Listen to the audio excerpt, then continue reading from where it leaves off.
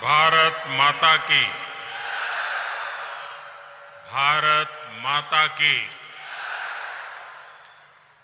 कर्नाटका के राज्यपाल श्री थावरचंद गहलोत जी, मुख्यमंत्री श्री बसवराज बोम्मई जी, केंद्रीय मंत्रिमंडल के मेरे सहयोगी श्री भगवंत खुबा जी, कर्नाटका सरकार के मंत्रीगण,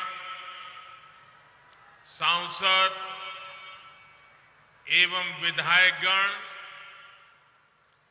और विशाल संख्या में हमें आशीर्वाद देने के लिए आए हुए मेरे प्यारे भाइयों और बहनों, कर्नाटकದ ಎಲ್ಲ ಸಹೋದರ ಸಹೋದರಿಯರಿಗೆ ನನ್ನ ವಂದನೆಗಳು।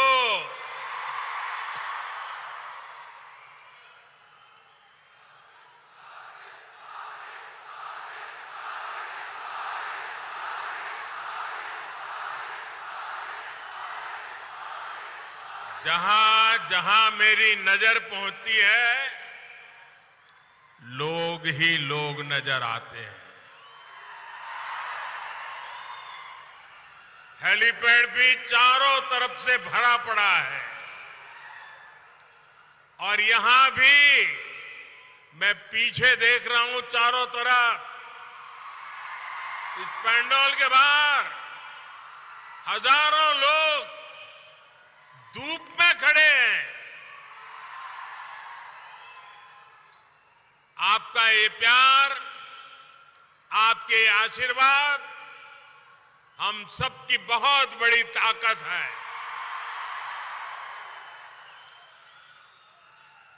साथियों, यादगीर एक समृद्ध इतिहास को संजोए हुए है। रट्टीहल्ली का प्राचीन किला हमारे अतीत, हमारे पूर्वजों के सामर्थ्य का प्रतीक है। हमारी परंपरा, हमारी संस्कृति और हमारी विरासत से जुड़े अनेक अंश, अनेक स्थान हमारे इस क्षेत्र में मौजूद है। यहां उस सुरापुर रियासत की धरोहर है जिसे महान राजा वेंकटप्पा नायक ने अपने स्वराज और सुशासन से देश में विख्यात कर दिया था। इस धरोहर पर हम सभी को गर्व है।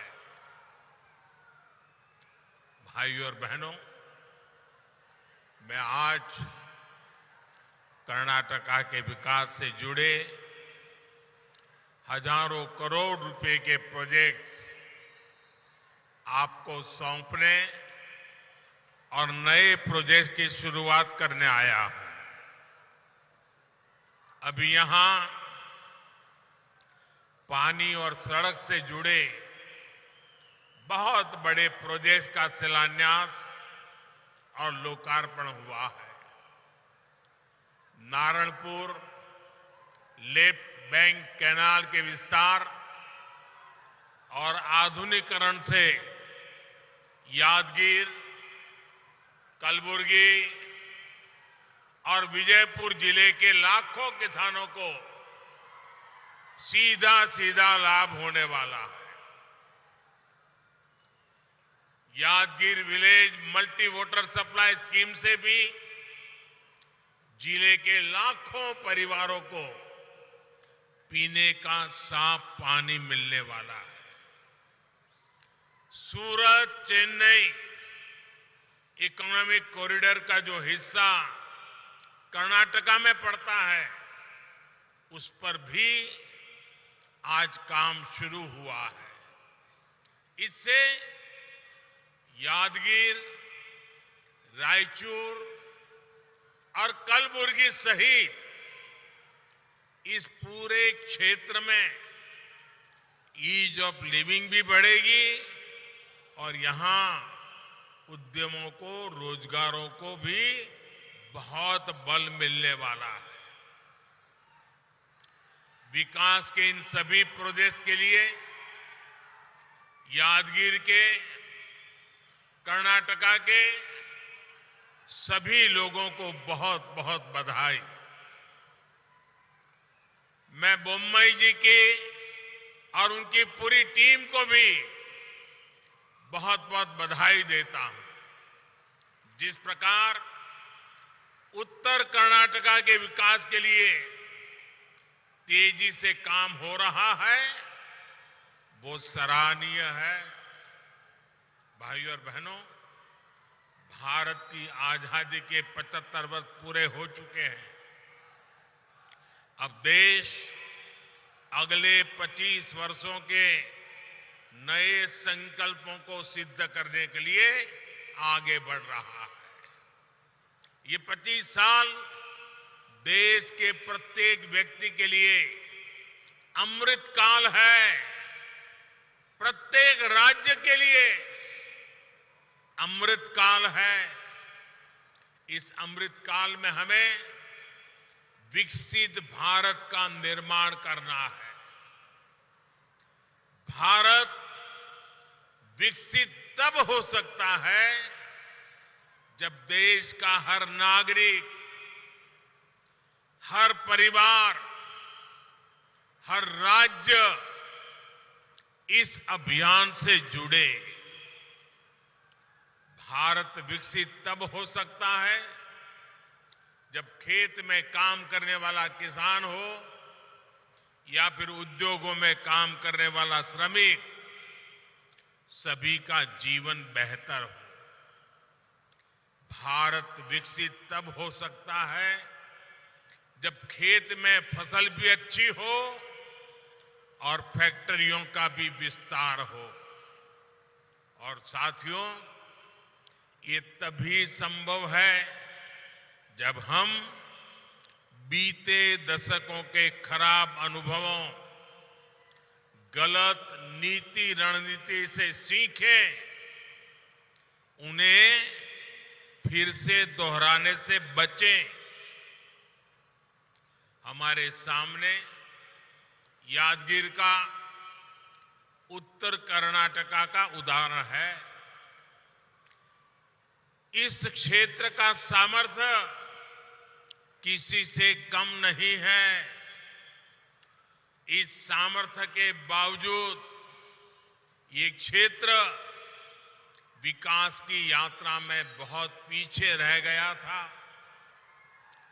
पहले जो सरकारें थी उसने यादगीर सहित अनेक जिलों को पिछड़ा घोषित कर अपनी जिम्मेदारी से हाथ धो दिए थे। इस क्षेत्र के पीछे रहने का कारण क्या है? यहां का पिछड़ापन कैसे दूर होगा? इस पर पहले की सरकारों ने न सोचने के लिए समय निकाला, मेहनत करना तो दूर की बात रही।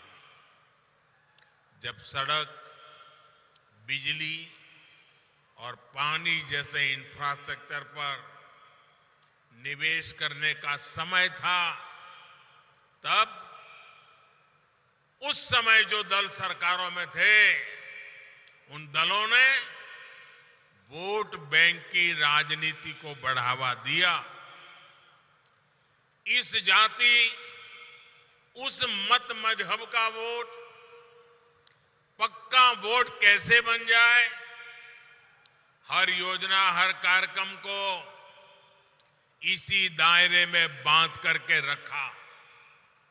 इसका बहुत बड़ा नुकसान कर्नाटका ने उठाया, इस हमारे पूरे क्षेत्र ने उठाया, आप सब मेरे भाइयों बहनों ने उठाया।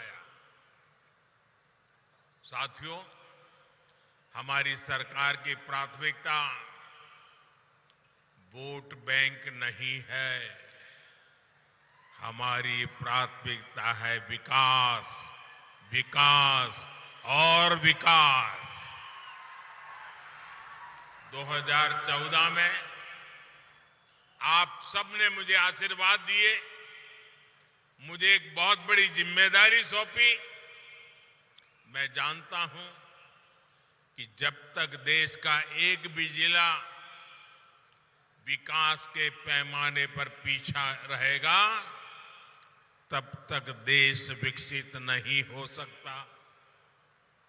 इसलिए जिनको पहले की सरकार ने पिछड़ा घोषित किया, उन जिलों में हमने विकास की आकांक्षा को प्रोत्साहित किया। हमारी सरकार ने यादगीर सहित देश के 100 से अधिक ऐसे जिलों में आकांक्षी जिला कार्यक्रम शुरू किया। हमने इन जिलों में सुशासन पर बल दिया, गुड गवर्नेंस पर बल दिया, विकास के हर पैमाने पर काम शुरू किया। यादगीर सहित सभी आकांक्षी जिलों को इसका लाभ भी मिला है। आज देखिए, यादगीर ने बच्चों का 100% टीकाकरण कर दिखाया है। यादगीर जिले में कुपोषित बच्चों की संख्या में बहुत कमी आई है। यहां के 100% गांव सड़कों से जुड़ चुके हैं। ग्राम पंचायतों में डिजिटल सेवाएं देने के लिए कॉमन सर्विस सेंटर है। शिक्षा हो, स्वास्थ्य हो, कनेक्टिविटी हो, हर प्रकार से यादगीर जिले का प्रदर्शन टॉप 10 आकांक्षी जिलों में रहा है। और इसके लिए मैं यादगीर जिले के जनप्रतिनिधियों को, यहां के डिस्ट्रिक्ट एडमिनिस्ट्रेशन की टीम को मेरी तरफ से बहुत बहुत बधाई देता हूं। आज यादगीर जिले में नए उद्योग आ रहे हैं। केंद्र सरकार ने यहां फार्मा पार्क की स्वीकृति भी दे दी है। भाइयों और बहनों, वाटर सिक्योरिटी एक ऐसा विषय है जो 21वीं सदी के भारत के विकास के लिए बहुत जरूरी है। भारत को विकसित होना है तो border security, coastal security, internal security के तरह ही वाटर सिक्योरिटी से जुड़ी चुनौतियों को भी समाप्त करना ही होगा। डबल इंजन की सरकार सुविधा और संचय की सोच के साथ काम कर रही है। 2014 में जब आपने हमें अवसर दिया, तब 99 ऐसी सिंचाई परियोजनाएं थी जो दशकों से लटकी हुई थी। आज इनमें से 50 के करीब योजनाएं पूरी हो चुकी हैं। हमने पुरानी योजनाओं पर भी काम किया और जो संसाधन हमारे पास पहले से थे, उनके विस्तार पर भी बल दिया। कर्नाटका में भी ऐसे अनेक प्रोजेक्ट्स पर काम चल रहा है। नदियों को जोड़कर सूखा प्रभावित क्षेत्रों तक पानी पहुंचाया जा रहा है। Narayanpura left bank canal system का विकास और विस्तार भी इसी नीति का हिस्सा है। अब जो नया सिस्टम बना है, जो नई तकनीक इसमें जोड़ी गई है, इससे 4.5 लाख हेक्टेयर भूमि सिंचाई के दायरे में आएगी। अब कैनाल के आखिरी छोर तक भी पर्याप्त पानी पर्याप्त समय के लिए आ पाएगा। साथियों, आज देश में पर ड्रॉप मोर क्रॉप पर, माइक्रो इरिगेशन पर अभूतपूर्व बल दिया जा रहा है। बीते 6-7 सालों में 70 लाख हेक्टेयर भूमि को माइक्रो इरिगेशन के दायरे में लाया गया है। कर्नाटका में भी इसको लेकर के बहुत अच्छा काम हुआ है।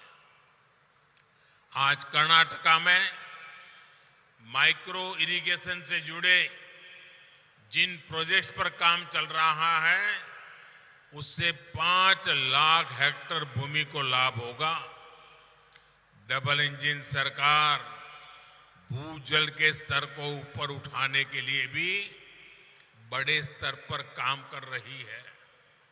अटल भूजल योजना हो, अमृत सरोवर अभियान के तहत हर जिले में 75 तालाब बनाने की योजना हो, या फिर कर्नाटका सरकार की अपनी योजनाएं, इससे जल स्तर बनाए रखने में मदद मिलेगी।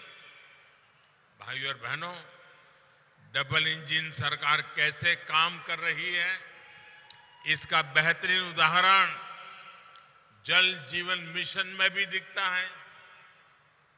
3.5 साल पहले जब ये मिशन शुरू हुआ था, तब देश के 18 करोड़ ग्रामीण परिवारों में से सिर्फ 3 करोड़ ग्रामीण परिवारों के पास नल कनेक्शन था। आज देश के लगभग, ये आंकड़ा याद रखना, हम जब सरकार में आए थे तब 3 करोड़ घरों में, आज देश के लगभग 11 करोड़ ग्रामीण परिवारों के घरों में नल से जल आने लगा है।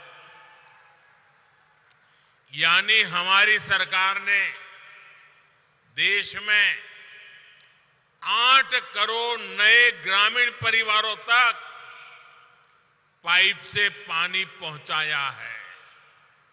और इसमें कर्नाटका के भी 35 लाख ग्रामीण परिवार शामिल हैं। मुझे खुशी है कि यादगीर और रायचूर में हर घर जल की कवरेज कर्नाटका और देश की कुल औसत से भी अधिक है। और जब नल से जल घर में पहुंचता है ना, तो माताएं बहनें मोदी को भरपूर आशीर्वाद देती है। हर दिन जब पानी आता है, मोदी के लिए उनके आशीर्वाद बहने शुरू हो जाते हैं। आज जिस योजना का शिलान्यास हुआ है, उससे यादगीर में घर घर नल से जल पहुंचाने के लक्ष्य को और गति मिलेगी। जल जीवन मिशन का एक और लाभ मैं आपके सामने रखना चाहता हूं। एक स्टडी में सामने आया है कि भारत के जल जीवन मिशन की वजह से हर साल 1.25 लाख से अधिक बच्चों का जीवन हम बचा पाएंगे। आप कल्पना कर सकते हैं, 1.25 लाख बच्चे प्रति वर्ष मौत के मुख में जाने से बच जाते हैं, तो ईश्वर भी तो आशीर्वाद देता है। साथियों, जनता जनार्दन भी आशीर्वाद देती है। साथियों, दूषित पानी की वजह से हमारे बच्चों पर कितना बड़ा संकट था, और अब कैसे हमारी सरकार ने आपके बच्चों का जीवन बचाया है। भाइयों और बहनों, हर घर जल अभियान डबल इंजन सरकार के डबल बेनिफिट का भी उदाहरण है। डबल इंजन यानी डबल वेलफेयर, डबल तेजी से विकास। कर्नाटका को इससे कैसे लाभ हो रहा है, आप लोग तो भली भांति जानते हैं। केंद्र सरकार किसानों के लिए पीएम किसान सम्मान निधि योजना के तहत 6,000 रुपये देती है। वहीं कर्नाटका सरकार इसमें 4,000 रुपया और जोड़ती है ताकि किसानों को डबल लाभ हो। यहां यादगीर के भी लगभग 1.25 लाख किसान परिवारों को भी पीएम किसान सम्मान निधि के लगभग 250 करोड़ रुपए मिल चुके हैं। साथियों, केंद्र सरकार नई राष्ट्रीय शिक्षा नीति लाई है। वहीं कर्नाटका सरकार विद्या निधि योजना से गरीब परिवारों के बच्चों की अच्छी शिक्षा में मदद कर रही है। केंद्र सरकार महामारी और दूसरे संकटों के बावजूद तेज विकास के लिए कदम उठाती है। वहीं राज्य सरकार इसका लाभ उठाते हुए कर्नाटका को देश में निवेशकों की पहली पसंद बनाने के लिए आगे बढ़ रही है। केंद्र सरकार बुनकरों को मुद्रा योजना के तहत मदद देती है। वहीं कर्नाटका सरकार महामारी के दौरान उनका ऋण माफ करती है और उन्हें आर्थिक सहायता भी देती है। तो हुआ ना डबल इंजन का, यानी डबल बेनिफिट। साथियों, आजादी के इतने वर्षों बाद भी अगर कोई व्यक्ति वंचित है, कोई वर्ग वंचित है, कोई क्षेत्र वंचित है, तो उस वंचित को हमारी सरकार सबसे ज्यादा वरीयता दे रही है। और वंचितों को वरीयता, ये है हम लोगों का कार्य करने का राह है, संकल्प है, मंत्र है। हमारे देश में दशकों तक करोड़ों छोटे किसान भी हर सुख सुविधा से वंचित रहे। सरकारी नीतियों में उनका ध्यान तक नहीं रखा गया। आज यही छोटा किसान देश की कृषि नीति की सबसे बड़ी प्राथमिकता है। आज हम किसान को मशीनों के लिए मदद दे रहे हैं, ड्रोन जैसी आधुनिक टेक्नोलॉजी की तरफ ले जा रहे हैं, नैनो यूरिया जैसी आधुनिक खाद उपलब्ध करा रहे हैं। वहीं दूसरी तरफ प्राकृतिक खेती को भी प्रोत्साहित कर रहे हैं। आज छोटे किसान को भी किसान क्रेडिट कार्ड दिए जा रहे हैं। छोटे किसान, फिर भूमिहीन परिवारों को अतिरिक्त आय हो, इसके लिए पशुपालन, मछली पालन, मधुमक्खी पालन, उसके लिए भी मदद दी जा रही है। भाइयों और बहनों, आज जब मैं यादगीर आया हूं तो कर्नाटका के परिश्रम किसानों का एक और बात के लिए भी आभार व्यक्त करूंगा। ये क्षेत्र दाल का कटोरा है। यहां की दालें देश भर में पहुंचती है। बीते 7-8 वर्षों में अगर भारत ने दालों के लिए अपने विदेशी निर्भरता को कम किया है, तो इसमें उत्तर कर्नाटका के किसानों की बहुत बड़ी भूमिका है।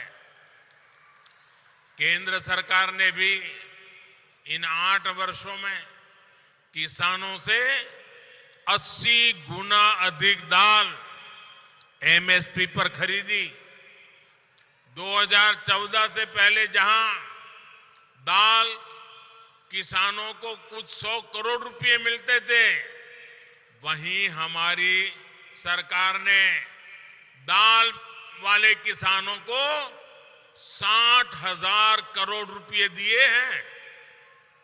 अब देश खाद्य तेल में आत्मनिर्भरता के लिए भी विशेष अभियान चला रहा है। इसका लाभ भी कर्नाटका के किसानों को जरूर उठाना चाहिए। आज बायोफ्यूल, इथेनॉल के उत्पादन और उपयोग के लिए भी देश में बहुत बड़े स्तर पर काम चल रहा है। सरकार ने पेट्रोल में इथेनॉल की ब्लेंडिंग का लक्ष्य भी बढ़ा दिया है। इससे भी कर्नाटका के गन्ना किसानों को बहुत लाभ होने वाला है।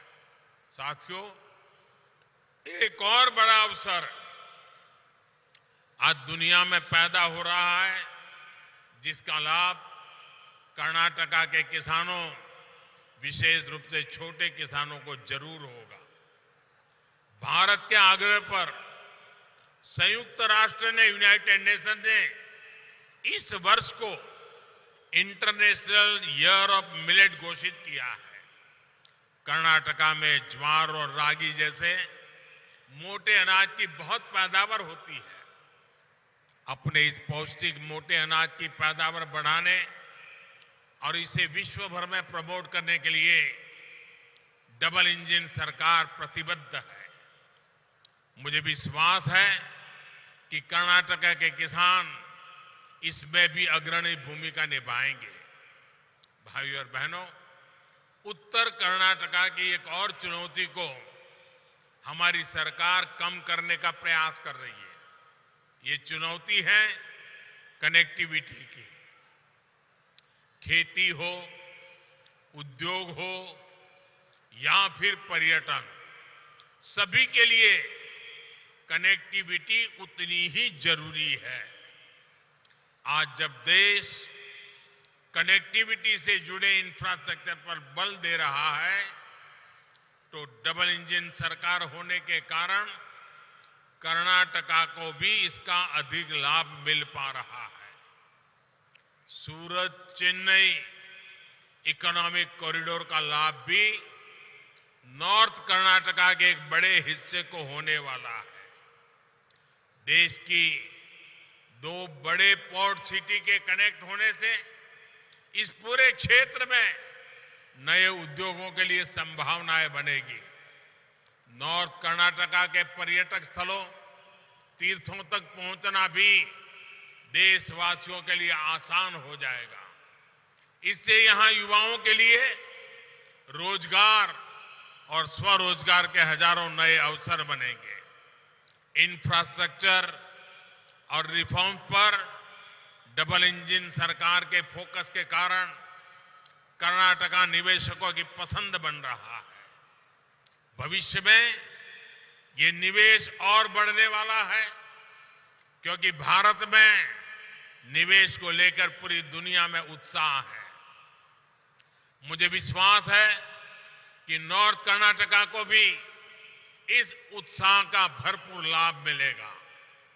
इस क्षेत्र का विकास सबके लिए समृद्धि लेकर आए, इसी कामना के साथ फिर एक बार इतनी बड़ी तादाद में आकर के हमें आशीर्वाद देने के लिए मैं आपका धन्यवाद करता हूं और इस अनेक अनेक विकास की योजनाओं के लिए आपको बहुत बहुत बधाई देता हूं।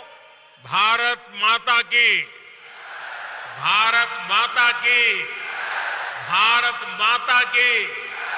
बहुत बहुत धन्यवाद।